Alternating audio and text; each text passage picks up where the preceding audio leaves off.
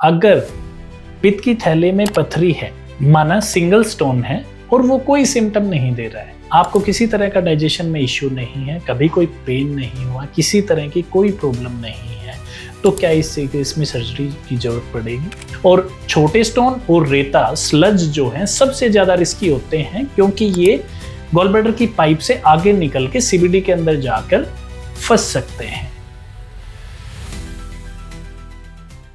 नमस्कार दोस्तों, मेरा नाम डॉक्टर राजेश है और मैं एक advance laparoscopic and robotic surgeon हूं और मैं फोर्टिस हॉस्पिटल मानेसर में कार्यरत हूं।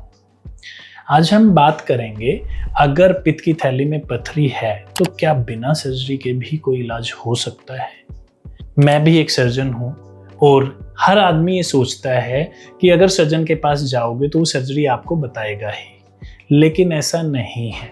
अगर पित्त की थैली में पथरी है, माना सिंगल स्टोन है और वो कोई सिम्टम नहीं दे रहा है, आपको किसी तरह का डाइजेशन में इश्यू नहीं है, कभी कोई पेन नहीं हुआ, किसी तरह की कोई प्रॉब्लम नहीं है, तो क्या इसमें सर्जरी की जरूरत पड़ेगी?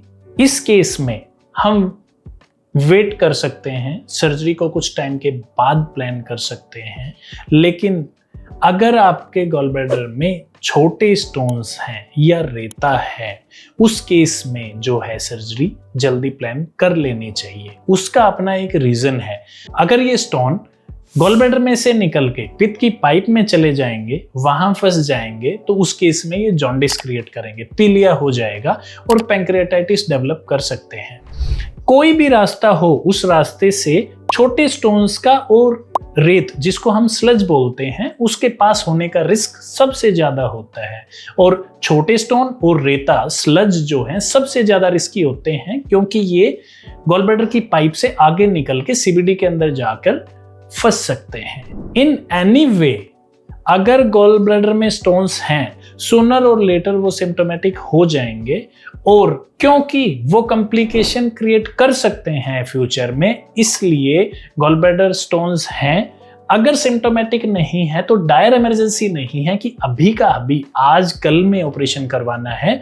ऑपरेशन को प्लान करके करवाया जा सकता है। और आजकल एडवांस टेक्नोलॉजी रोबोट की फॉर्म में और लेप्रोस्कोपी की फॉर्म में अवेलेबल है, जिसके रिजल्ट्स अच्छे हैं। आप जल्दी अपनी एक्टिविटी परस्यू कर सकते हैं।